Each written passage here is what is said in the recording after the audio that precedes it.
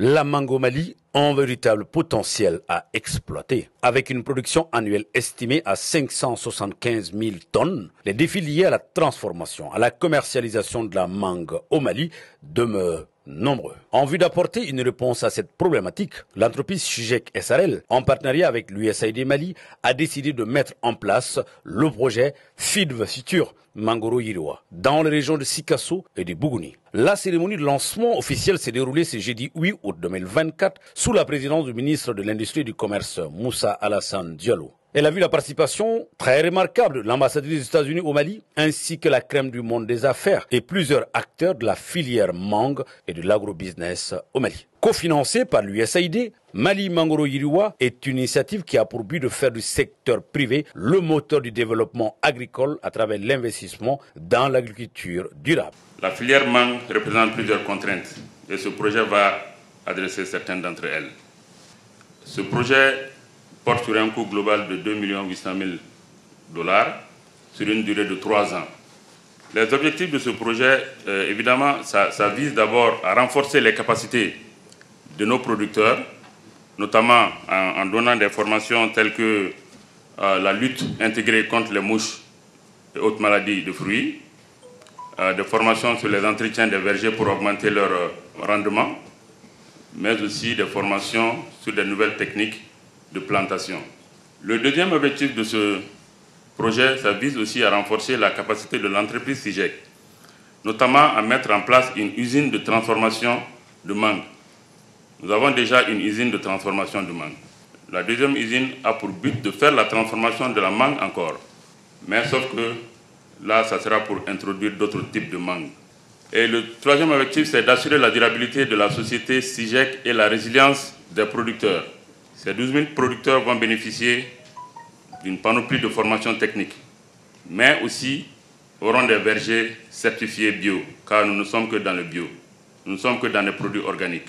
Quant à l'ambassadrice des États-Unis au Mali, elle s'est réjouie de ce partenariat entre l'USAID et Sijek. Elle a réitéré l'engagement et l'accompagnement du gouvernement américain au secteur privé dans notre pays. Tulon kera sebeye, Malition Mangoroko Bora Tulona, Aya Cheseri, Nin Hakilina Bora Ameriki Nemogoya Sofe, Ka Nesin Congo ni Dumu Nintanaya Kelelima. Au-delà Feed the Future, na Jenongon Jamanao Bebarake, Kuka Sene Yiriwa, Nika Fantania ni Congo Jurutige. Ainsi au Mali, Feed the Future a soutenu plusieurs projets, notamment Sene Yiriwa, Sugu Yiriwa, Ankajiko, Yarnu de Mali, Mangoro Yiriwa. Ce dernier projet mis en œuvre par l'entreprise Sijek est d'une importance capitale pour la mission américaine au Mali.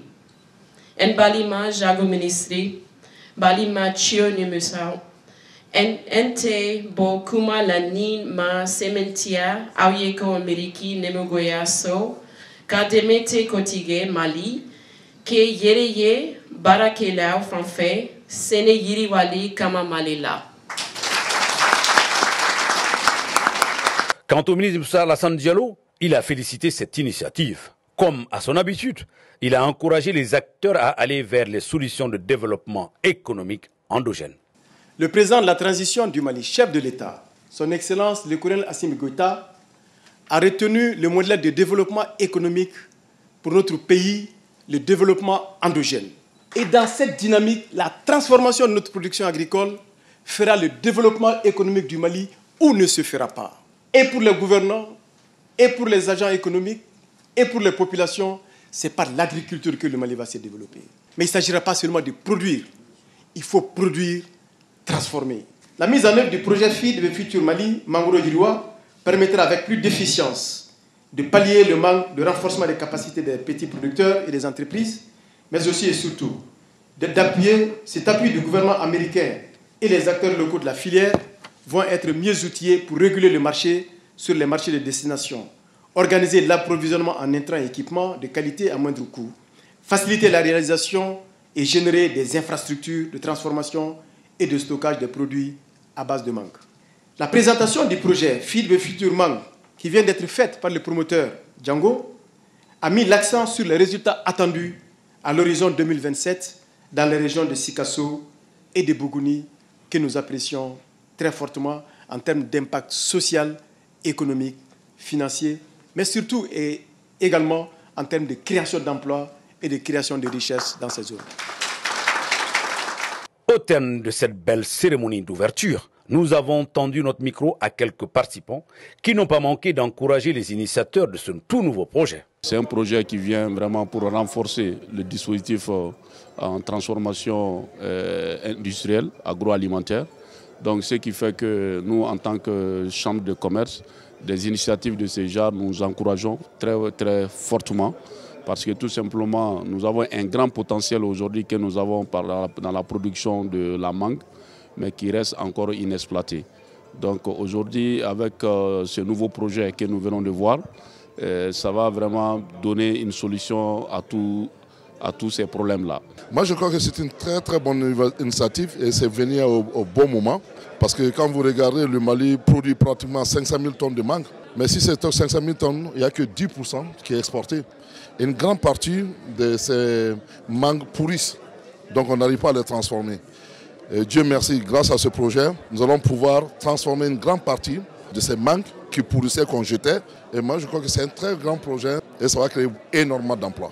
Le succès de ce partenariat permettra sans nul doute de faire la promotion de la mangue du Mali à travers le monde, mais aussi de rehausser son taux de production, de transformation et de commercialisation.